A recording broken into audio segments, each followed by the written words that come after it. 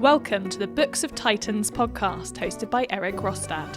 Join him on his 15-year journey through the immortal books. He'll share what he's learning, explore profound ideas across time and cultures, and share the one thing he always hopes to remember from each immortal book. Today I'm going to talk about the early Greek philosopher named Thales of Miletus.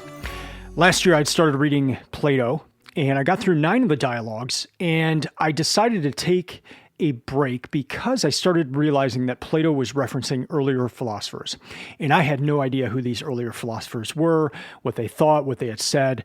And it was hindering my understanding of Plato because I was ending up spending so much time trying to figure out what these earlier philosophers had meant, and then trying to understand what Plato was getting from them and then how he was working off of what they said or changing it or agreeing with it. And so I just realized that I needed to take a break, go back to these earlier Greek philosophers, and then after that return to Plato, hopefully with a better understanding of kind of the foundation that Plato was working from.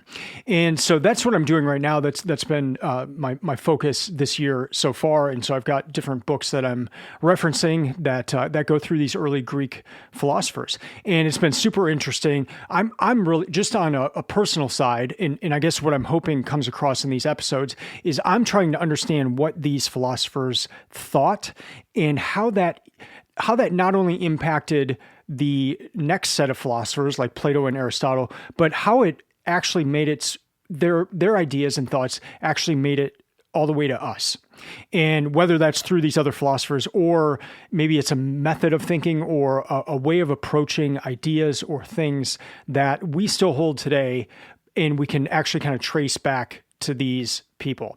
And so I find that to be really interesting, and I hope in sharing that it's interesting to you as well. So especially with Thales here, you're going to see that in this episode that his methods are ones that we still use today, and you can kind of pinpoint a pretty big shift when we're looking at the life of Thales. So he's one of the earliest Greek philosophers, and they think he lived between 625 BC and 545 BC. Now, it's obviously really hard to know dates for sure, but those are kind of the general dates given for the life of Thales. He's usually paired with 2 other philosophers, and they're all called the Milesians because they're all from Miletus. Now, the other 2 were Anaximander and Anaximenes. So Anaximander and Anaximenes, and then Thales.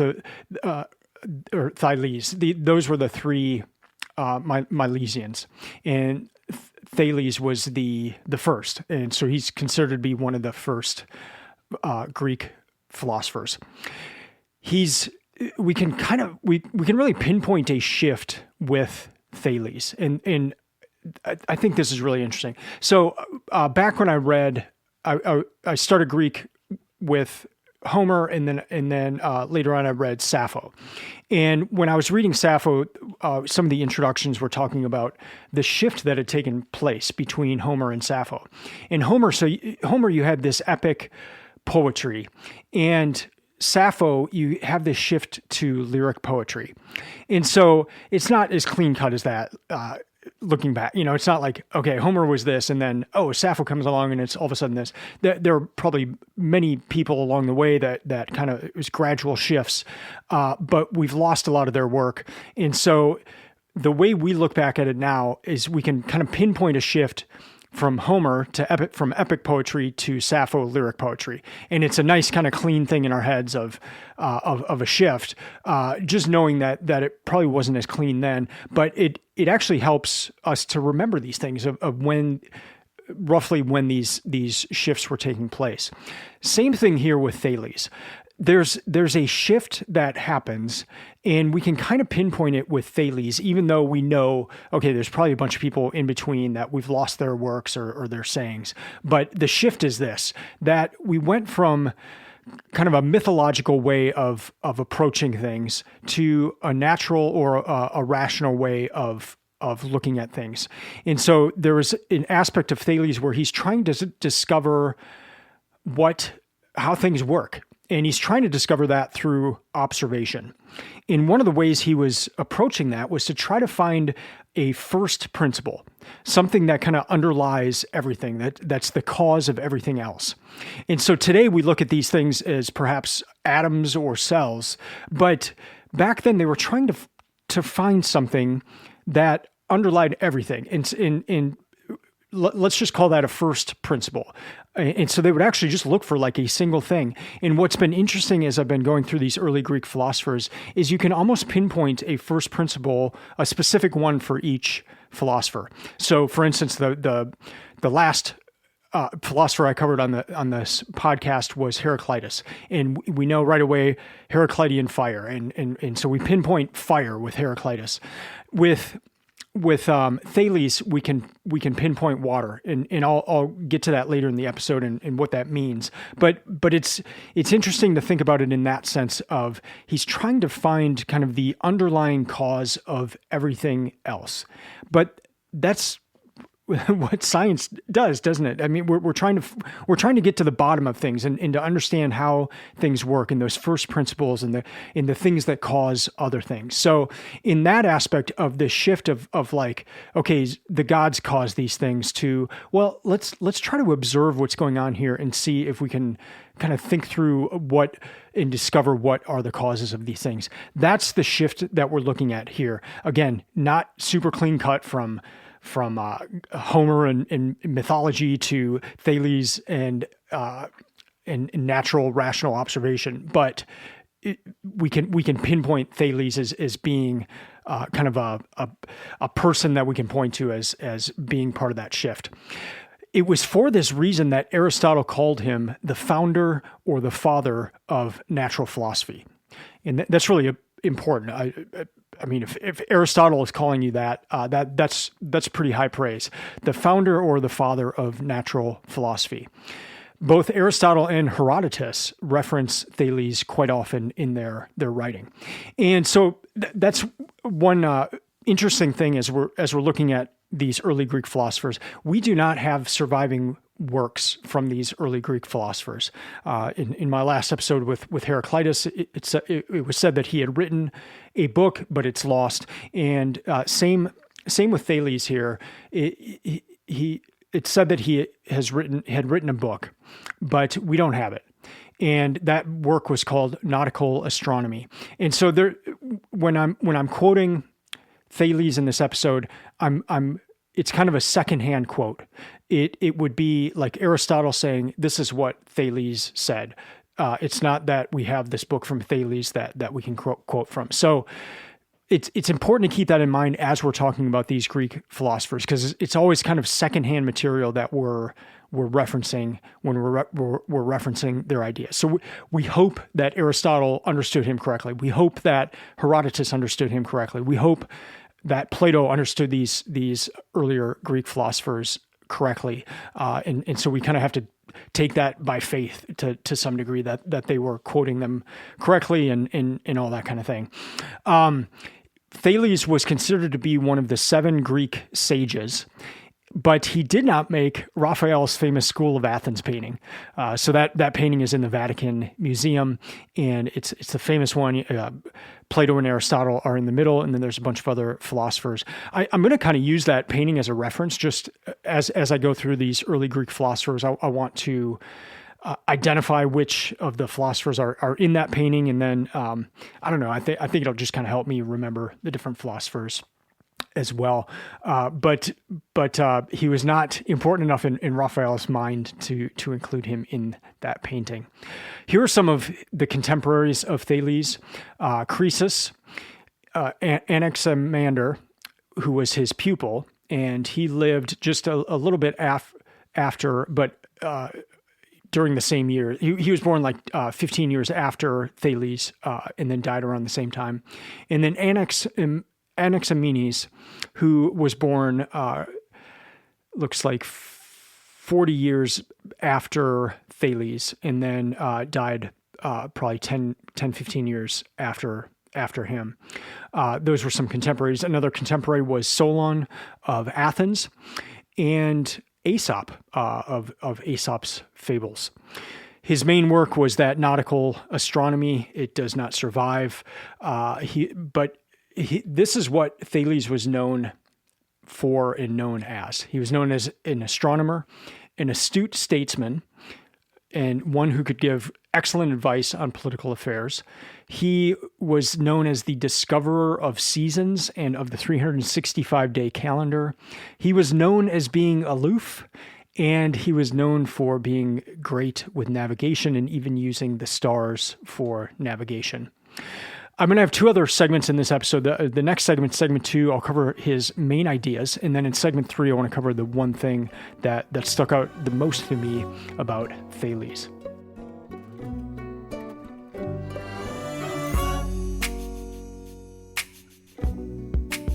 All right, so let's talk about the first principle first, that underlying idea, and then we'll get into some of Thales' other main ideas and things that he is known for. So the first principle I mentioned in segment 1, that is water. And so a first principle is the idea that it's for that from which anything comes into being. It's the underlying principle, the underlying thing of which everything else is made or comes into being.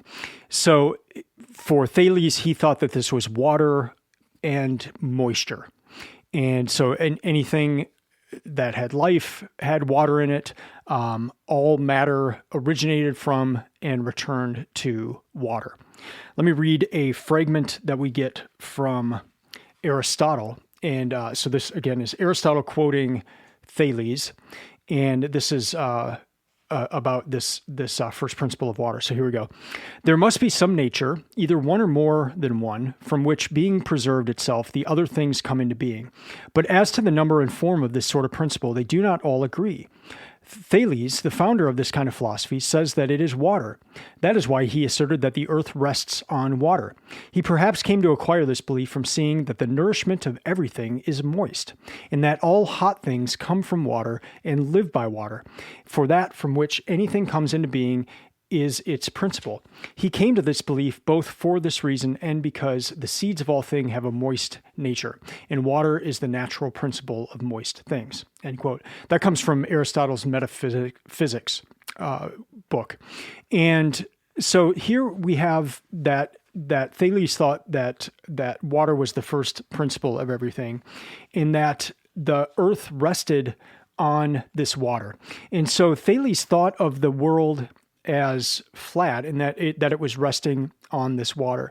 And we can see some ties to Babylonian creation myths, that water was kind of the start of that. And so it's interesting to consider that there's some possibility that I don't know if Thales went to Babylon or learned from Babylonian astronomers, but there's some connections that have been recognized between the thoughts of Babylon and then and Thales. So that's kind of interesting. But what that does, again, if we're moving from myth to natural observation, that sort of thing, and now you're looking at the earth as being flat, but it resting upon water, it now allows Thales to put forth an explanation for why there are earthquakes.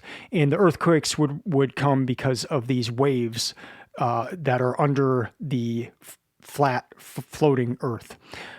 What that does is it means now you don't invoke Zeus or one of the other gods to explain earthquakes. You're looking at it more from the natural things. And so if you believe, okay, the earth is flat and then it rests on this water, now a wave coming by would cause an earthquake. We obviously know that that's not how it works, but it's an attempt to explain things that didn't involve Zeus. While we think this is silly now, it was an important shift, and because he's trying to find the basic building blocks of life. So first principle, water, that's something I'll cover with all these other Greek philosophers as well, what their first principle was and why it was that.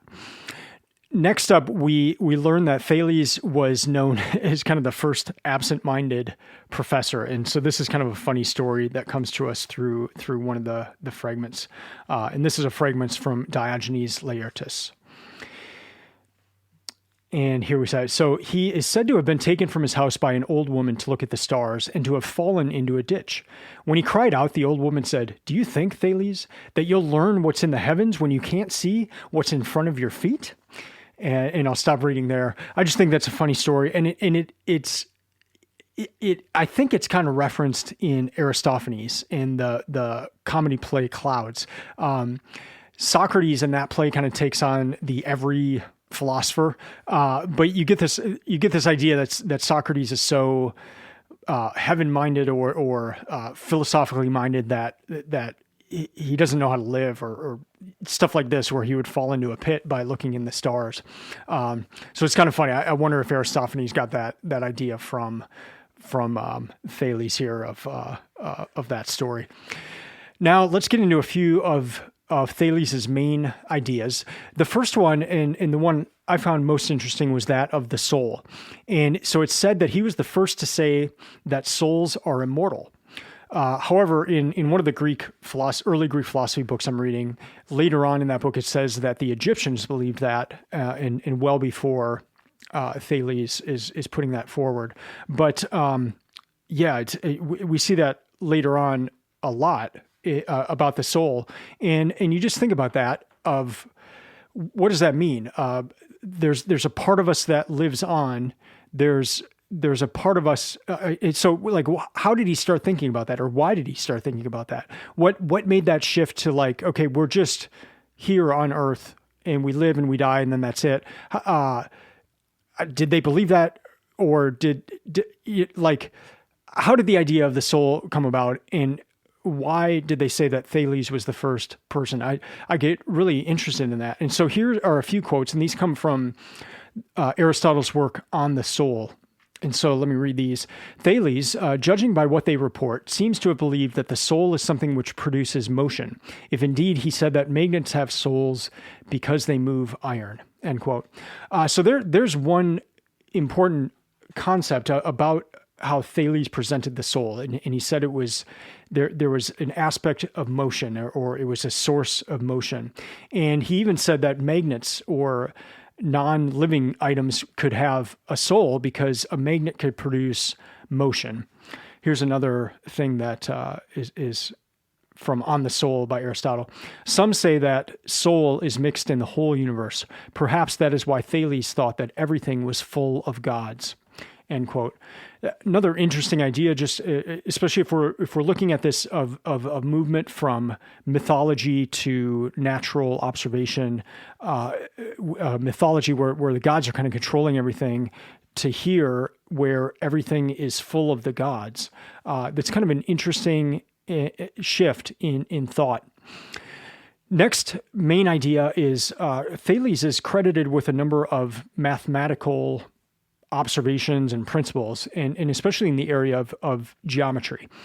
Now, some scholars think that he probably didn't discover these things, or it's kind of credited to him, but probably other people came up with it. But anyway, there are 5 theorems that he came up with, and let me just read this part from Proclus's commentary on Euclid.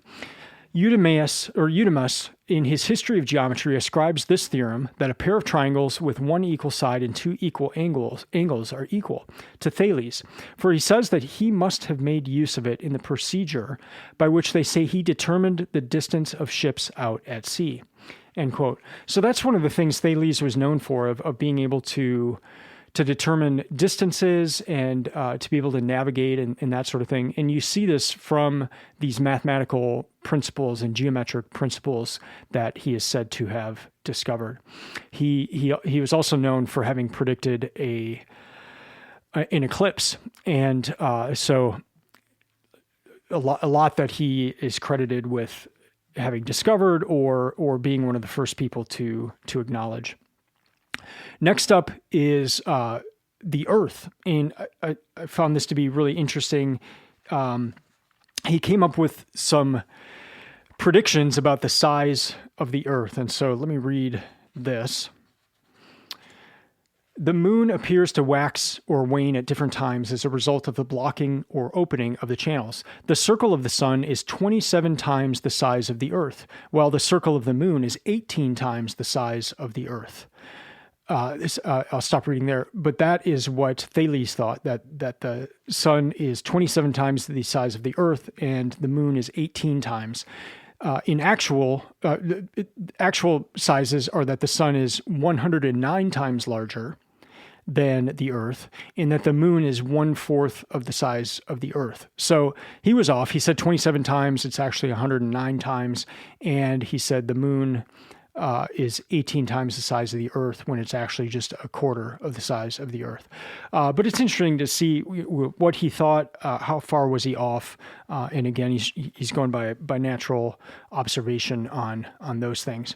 Another thing that Thales is known for is different aphorisms or practical wisdom, kind of pithy statements that he would make, and so these are quoted by someone in a fragment, and so let me just read a few of these. Know thyself. So when he was asked what is difficult, he said to know yourself. And then we hear that from the oracle at Delphi of know thyself, and we hear other philosophers saying that, but perhaps that started here with Thales. When asked what is easy, he said to give advice to someone else. And I thought that was interesting. It's easy to give advice to someone else. It's a lot more difficult to do it yourself. Another one, how can we live best and most justly if we do not ourselves do the things we blame others for doing? Very good wisdom in these. Here are a few other short aphorisms. Of existing things, God is the oldest, for he is ungenerated. The world is the most beautiful, for it is God's making. Space is the greatest, for it includes everything. Mind is the swiftest, for it runs through everything. Necessity is the strongest, for it controls everything. Time is the wisest, for it discovers everything. And I'll stop reading there. What's interesting, too, is some of these things are presented as gods in Homer. So, like, necessity is a god in Homer. And here it doesn't carry that connotation, but it still is viewed as very important. As for the books that I referenced for this episode, I looked at the Penguin Classics book called Early Greek Philosophy, and the translation and introduction and notes and all that are done by Jonathan Barnes. And this has been fantastic. This one's been very helpful. I like it a lot. The other one that I'm referencing is The First Philosophers, the Oxford World's Classics, and that one is a translation and introduction by Robin Waterfield. So some great options here if you're looking to go deeper. I've also gotten the Loeb books of the Lives of the Eminent Philosophers by Diogenes Laertius. This For Thales, he actually shows up in volume 1, which I just ordered. I'm going to get that tonight, actually. I have volume 2. I thought Thales was in that, but he's not. So I've ordered volume 1. That's coming on the way. So I want to reference that as well. Within the two books I mentioned earlier, Diogenes is quoted quite often. And so you end up seeing a lot of what is written about these philosophers. But Diogenes Laertius in the Lives of the Eminent Philosophers, we get a lot of our material about these philosophers from that work. And so I wanted to have the original there. That will do it for this segment of main ideas. In the next segment, I'll cover the one thing that really stuck out to me about Thales.